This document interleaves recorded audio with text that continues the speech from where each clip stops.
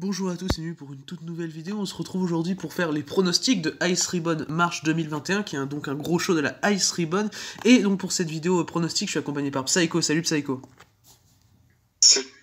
Alors donc, du coup, Ice Ribbon March, qui contient notamment 2 défenses de titre, voilà, c'est quand même un assez gros show, comme je l'ai dit, dont le titre majeur, le titre Ice Cross Infinity. On va rentrer plus dans le détail après, de match par match, mais du coup, en général, le show, par rapport à la signification du show, tout ça, la hype, tout ça, en général, vraiment général, sans rentrer dans les détails, pour toi, Psycho, la hype, c'est comment? Je suis bien hypé par le show, après, genre un peu peur du main event. Mais... Ouais, je vois. Moi, personnellement, j'ai une belle hype. C'est le show de Ice Ribbon qui me hype le plus depuis le début de l'année, voilà, honnêtement. Sachant que je compte Ribbon Mania comme l'année dernière, voilà. Mais du coup, voilà. Pour ça, on va passer maintenant du coup au pronostic. On va rentrer dans le vif du sujet. On commence avec l'opener qui sera un 8-man tag team match avec Saori Anou, Satsuki Totoro, Tsukushi Haruka et Yapi contre Bani Oikawa, Maika Ozaki, Rina Yamashita et Yuki Mashiro. Personnellement, je vois une victoire de Oikawa, Ozaki, Yamashita et Mashiro. Je vois Yapi prendre le pin. Voilà, ça va être un match qui va être vraiment assez random, undercard, tout ça. Ça va pas être trop long, je pense.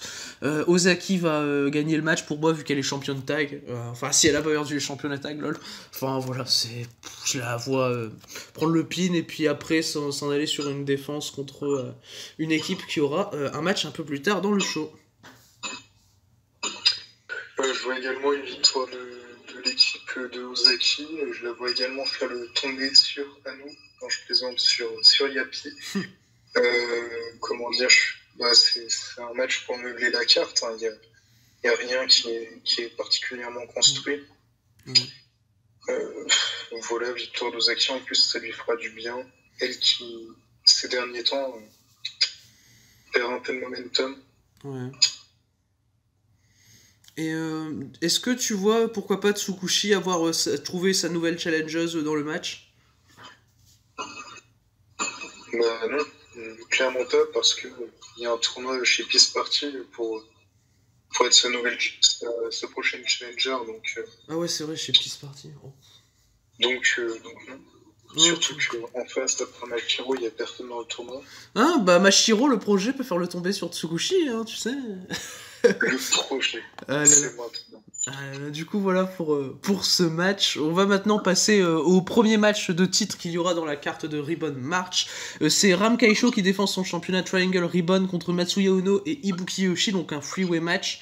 Je vois Matsuya Uno remporter le titre parce que ça fait quand même très longtemps que Ram Kaisho est championne. C'est depuis août, elle est toujours sur le titre Triangle. Uno, pour moi, elle a eu une chance au titre récemment et elle avait pas réussi à gagner le titre. Donc pour moi, la deuxième va être la bonne pour Uno. Et voilà, je vois mal le Ram Kaisho conservé. Tu sais, tu sens que sur son règne, on arrive vraiment à la fin.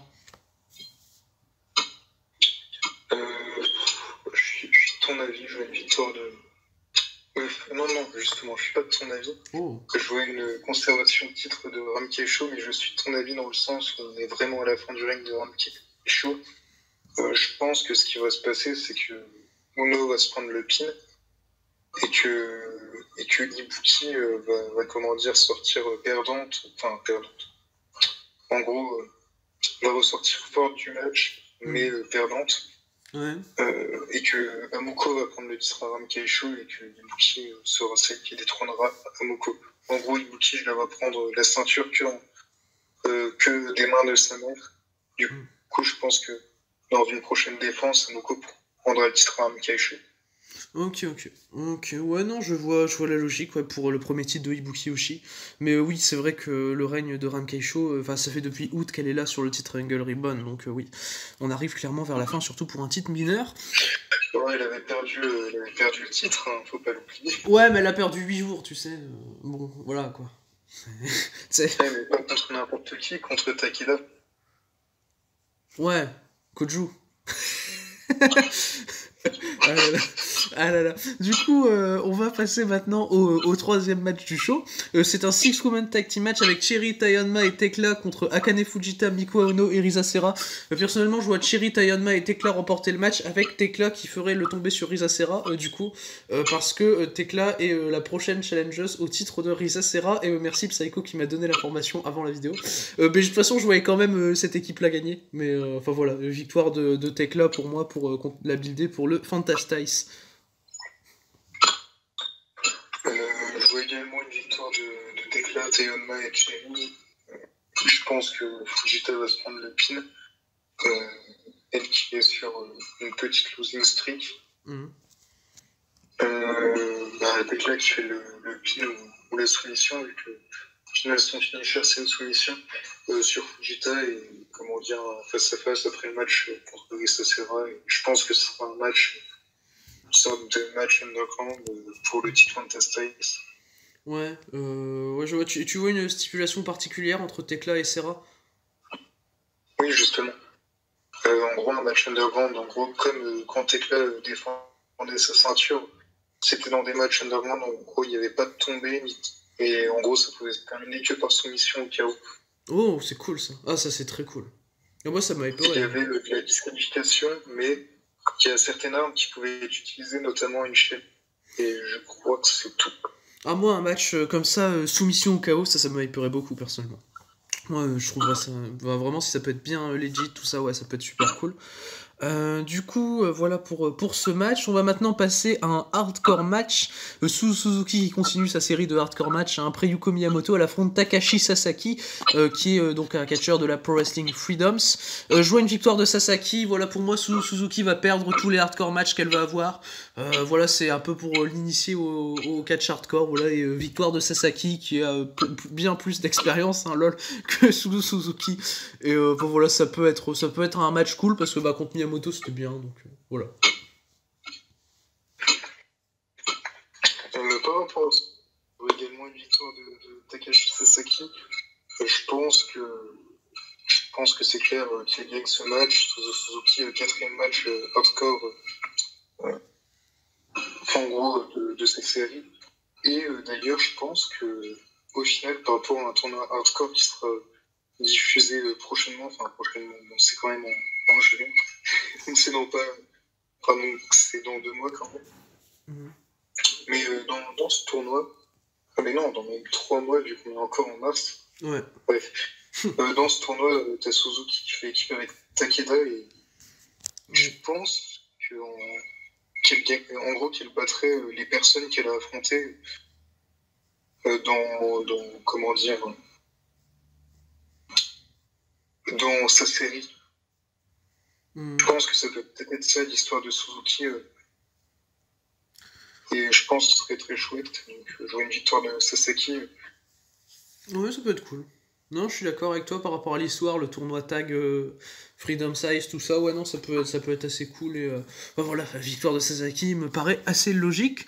On va maintenant passer au pré-main event du show, qui est un match par équipe avec les Lovely Butchers, Amuko Oshii et Mochi Miyagi qui vont affronter Hiragi Kurumi et Hiroyo Matsumoto. Alors, je vois Kurumi et Matsumoto gagner. Je pense qu'elles vont être les prochaines challengers au championnat tag, donc d'Ozaki et de Yuki.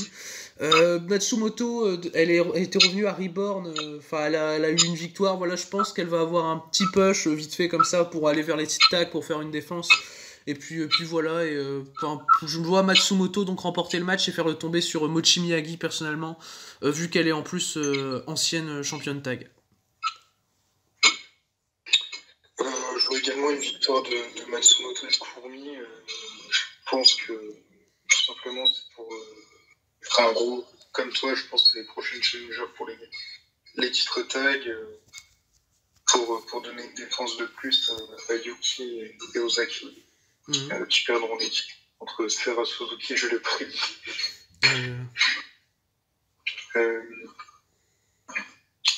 Je pense que... Ouais, non, t'as raison, sur le coup, j'avais pas forcément pensé à ça, mais vu que Miyagi était l'ancienne championne tag avec Kurumi, elle se fera pin. Après, la question, c'est est-ce que c'est par son ancienne partenaire, enfin, sa partenaire, ou par Matsumoto. plus que ce sera par Kurumi. Peut-être Ok. pour un petit peu mettre un petit break aux Frank Sisters pendant une petite période. Ouais, ok, pourquoi pas. J'ai pas pensé à ça spécialement personnellement, vu que je vois plus le truc du côté de Matsumoto, mais ouais, pourquoi pas. Pourquoi pas. Mais de toute façon, oui, ce sera C'est les. aussi que... Hmm. Non, vas-y. Bah pour moi, de toute façon, ce sera les prochaines Challengers Tag, donc fatalement, peu importe qui fait le pin, moi je les vois juste gagner à 100%, donc voilà. Je vois. Après aussi, il y a Miyagi et Fujita qui sont dans une losing streak et pas Kurumi. Donc, Ouais. Non, ouais, je donc vois, c'est ouais. aussi. Ok, ok. Du coup, voilà pour ce pré-main event. On va maintenant passer du coup au main event du show. Ce sera un match pour le championnat Ice Cross Infinity, donc le titre majeur de Ice Ribbon. C'est Tsukasa Fujimoto, qui est donc championne depuis le mois de janvier, et qui va affronter Maya Yuki pour sa deuxième défense, donc après Rina Yamashita. Moi personnellement, je vois Tsukasa Fujimoto remporter le match. C'est un match de toute façon qui me hype vraiment énormément. C'est mes deux préférés chez Ice. Pour moi, c'est les deux meilleurs de chez Ice également. Voilà, je vois Fujimoto gagner parce que je la vois pas avoir un court règne.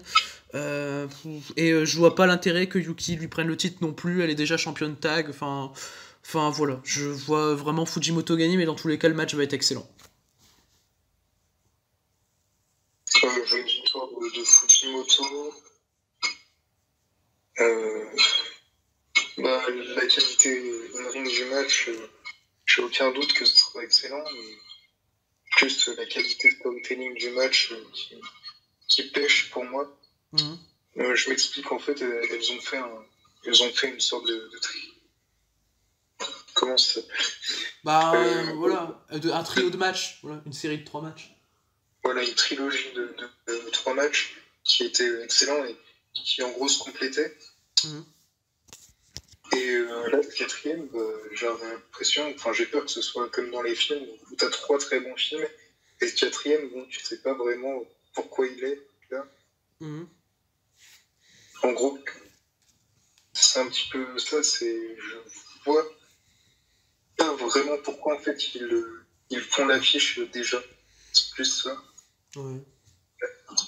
Sachant que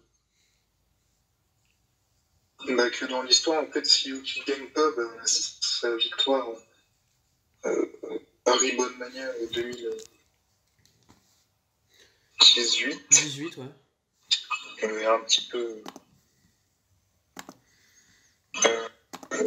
affaiblie. Mhm. Après, peut-être que je me prends trop la tête avec ça. Mhm. Mais après, comment dire, je sais pas, dans la storytelling, une victoire de Fujimoto, ce serait pas la bonne chose à faire, mais de donner le titre à Yuki maintenant, ce serait pas la bonne chose à faire. Une victoire de Fujimoto, j'espère que ce sera un match de plus de 30 minutes, parce que la dernière fois, ils ont fait un time limit de 30 minutes où le titre avait été rendu vacant. Mhm. Donc, ce serait bien qu'elle fasse un match de plus de 30 minutes et qu'elle se mette d'accord pour faire une poursuite avec la victoire de Fujimoto. Enfin, il n'y a que ça à raconter, je pense. Ouais. Non, ouais, Et sinon, la conservation du titre, ça va de soi. Après, moi, j'ai pas autant d'implication dans l'histoire que toi, donc fatalement, je vais être moins exigeant niveau storytelling. Mais non, oui, je comprends toute l'histoire autour de ça. Et niveau storytelling, c'est vrai que ça va être assez dur à mener. Je suis assez d'accord avec toi. Mais après, bon, ils peuvent s'en sortir assez facilement, je pense. Et puis, voilà, ça, c'est... De toute façon, ça va être un très très bon match et je m'avance pas spécialement en disant que ça va être même peut-être la meilleure défense de Fujimoto de tout son règne.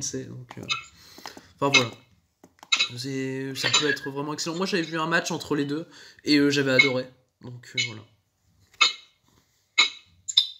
Comment dire, espérons que ce soit un bon match, j'ai pas de doute là-dessus, mais j'espère qu'elles me feront mentir et qu'ils nous apporteront du storytelling que j'avais pas particulièrement vu venir. Mm. Je pense que ça peut être la meilleure défense de Fujimoto après, parce que après c'est une défense contre Suzuki, mais le match contre Suzuki, je l'avais surkiffé. Ouais. Et je pense que dans le futur, le match contre Tsukushi pourrait être aussi très très bon. Non, ouais, je suis assez d'accord. Du coup, bah voilà pour ce main event, voilà pour ce match de championnat Ice Cross Infinity entre Fujimoto et Yuki. Et du coup, tu vois qui être la prochaine challengeuse, toi, de Tsukasa Fujimoto, sinon? Pour être honnête, je suis pas sûr, mais je pense que ça pourrait être Maiki Ozaki après sa victoire dans l'opener. Mhm. Mais je suis pas sûr. Et toi?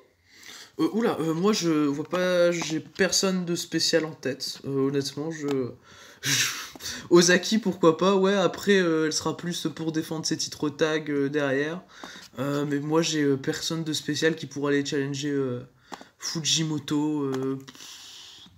Non, ouais, j'ai personne en tête, honnêtement. Donc voilà, c'est bon pour moi.